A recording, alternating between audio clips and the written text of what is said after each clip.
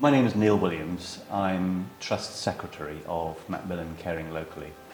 This year we are celebrating 50 years of the Macmillan Unit at Christchurch Hospital, the first NHS hospice to be built in the country. And Mary, it's an absolute delight to meet you. Thank you so much for coming in today. Thank you very much for asking. You were here from the very beginning, I understand. I was, before any Tell us patients about what came. you did. Another domestic and myself, we had the ward to ourselves. We did all the cleaning, floor polishing, washing everything down, hanging the curtains, washing everything in the kitchen that had to be used. And then 6 weeks later, when we had our first patient in, that was lovely. And 50 years ago, Dr. Ronald Fisher, who was the first consultant here, was the person who encouraged the local NHS in those days to build this hospice with the help of the community who fundraised for it. You met Dr. Fisher, I guess? I met Dr. Fisher many times because for about 4 or 5 weeks before the unit actually opened for patients, he used to have wine evenings. And he used to come and say to me, I was in the kitchen usually, Mary, we've got something to do on sort of Friday night, say, are you available? And I used to go, because I used to work half part-time then, I came back in the evening from 6 o'clock to 8 o'clock, myself and the other lady. And there was a lady that came over from the canteen with all the food, dressed as a waitress. There were about 20 or 30 people in at one time of an evening. And I understand, were these to fundraise for the Yes, they were all hospice? fundraisers, yes. Right. Tell me something about Dr. Fisher. I never had the pleasure of meeting him, so tell us a little bit about him. I didn't know a lot about Dr. Fisher, but he was very appreciative of what we were doing, and he used to come and see, he used to poke his head round the corner of the kitchen and say, are you ladies all right, you know. We didn't have a lot to do him, but he was always there, you know, and we respected him for that. It was lovely. And can you think of anything back 50 years ago that might be different to the way nursing is nowadays? Well, Christchurch Hospital was known because we had a school of nursing over where all the houses are now. We used to get nurses come down from London and do their training and then go back again. So the nurses actually worked on the ward and then they just did so many hours in the School of Nursing. So the nurses would do their training at the hospital, and would Yes. they also come to the Macmillan Unit? And they came on, some of them here? came on to Macmillan Unit, yes. And it must have been very different then, because palliative care was something the NHS hadn't been doing prior to this. So it must have been a very different discipline in those days. Yeah, oh, it was definitely, yes. And I suppose back in 50 years ago, when you look at the nurses and what it would have been matron in charge in those days. That was Sister Viv that was in charge of this ward. Can you tell us about Sister I Viv? don't know an awful lot about her, but I know it's at her little office there, and she used to come and say to me and the domestic, are you all right, girls? And I remember if the going was tough with the nurses, they had lots of problems in the morning, and she used to say, there's a little room down the corridor, she used to say, come on, girls, we're going to have a little tipple. And we will have a little tipple before we serve the lunches. So that leads me on to the jolly trolley, which of course we have nowadays. Yes. I understand a jolly trolley was something that was going 50 years ago, and that was our trolley, which is full of all sorts of beverages, some alcoholic, some non-alcoholic, which our patients enjoy, and it happened back 50 years ago. Yes, we had a lovely lady, a volunteer. She used to come and do it, and she was very popular here. She used to come most afternoons, and many times I've heard her say, would you like a drink? No, I'm not allowed to drink because I'm on medication. That doesn't matter, you can have what you want today, she used to say. And she was so lovely, she's very diplomatic about it. Yeah. Well, it's a wonderful thing to be able to offer patients a little bit of something they like at home. I think it was, and they all look forward to it as well. Well, I do meet some people who had family looked after in the hospice many years ago, who will always remember the jolly trolley as being something that they loved. Yes. What else can you recall from back 50 years ago? It's an awful long time. And what sort of things can you remember about working at the Macmillan Unit? Well, I remember the lovely garden. We had a lovely old gardener called Bill. He used to always have a pipe in his mouth. He used to have one of these long aprons tied round the front. And he used to look after the bird aviary and the pond as well. He was a lovely man. We had lots of volunteers in. We weren't short of volunteers in. You know, 'cause in the mornings the coffees were always done by volunteers, and then it was lunchtime. I didn't have anything to do with the meals, just that the food trolley used to come over from the kitchen that was there years ago, and we used to put it all the tins are on the trolley, and the nurses used to take that round. And that was when the kitchens were in the main Christchurch Hospital in Yes, those days? yes. That's where it came from then? Yes. And, yeah. and the garden was here from the very beginning, when it was built? Yes, it was, yes. We had lots of, we had about 40, 50 little finches in there and little birds scrapping around on the floor. It was lovely.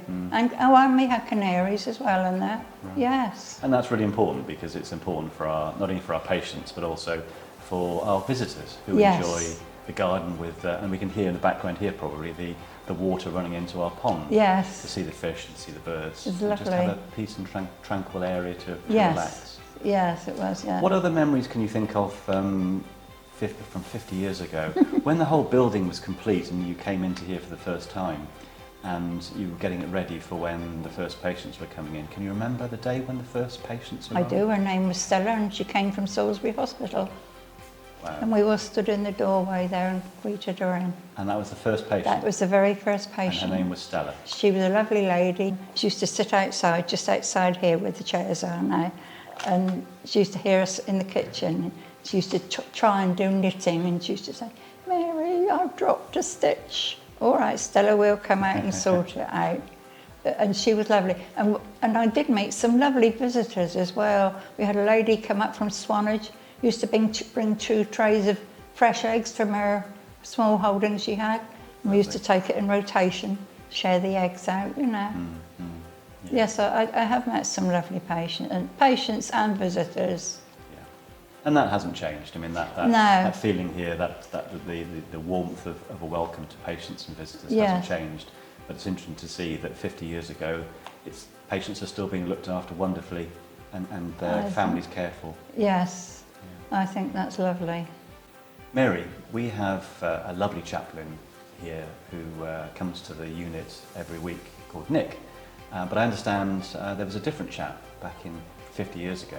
Tell me something about the chaplain in those days. His name was Morris. I don't know his surname, but I know that his name was Morris. And he used to be around the unit talking to the patients and the relations.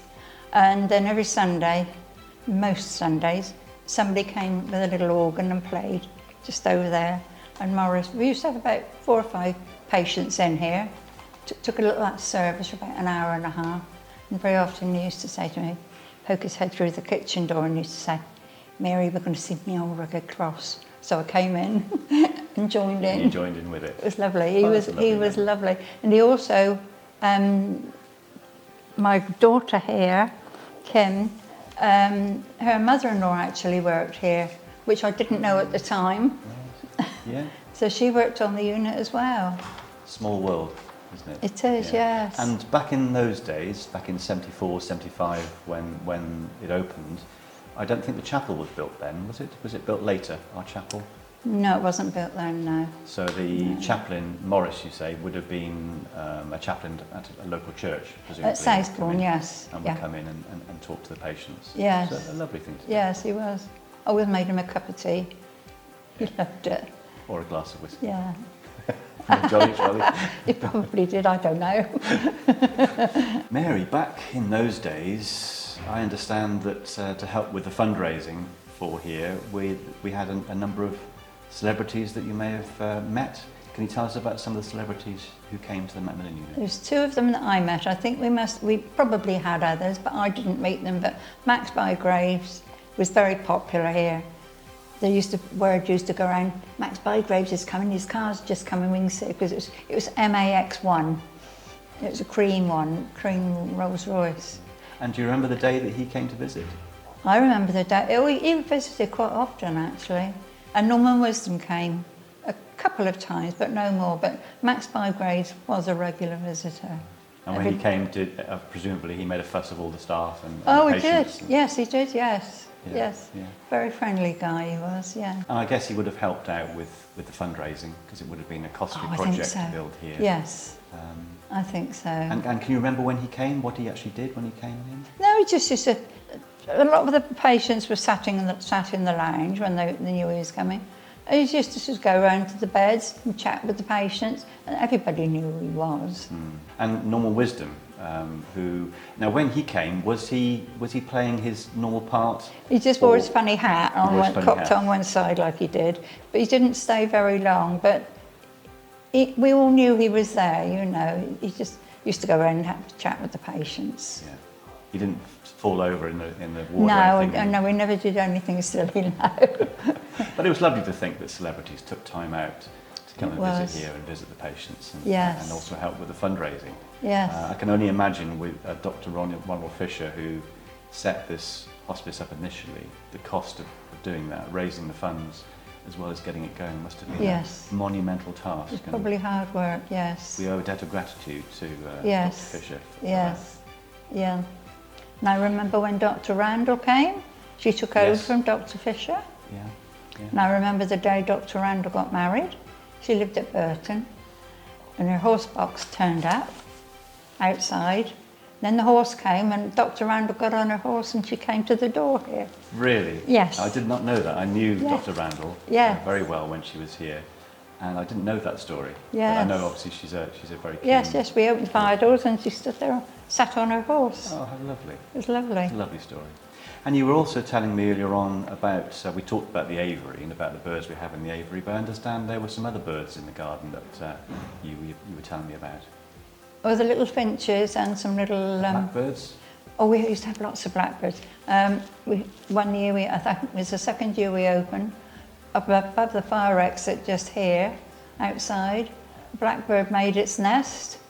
So we had to board it all up with cardboard and sticky tape, and they still sat and they had babies. One Sunday morning I opened the door to do the cleaning, and there was a baby sat out there, and it was lovely. Oh, that's a nice story. Yes. Lovely to see that sort of thing happening, and they obviously felt very comfortable being here as well. Yes, it was just lovely for the patients as well, you know.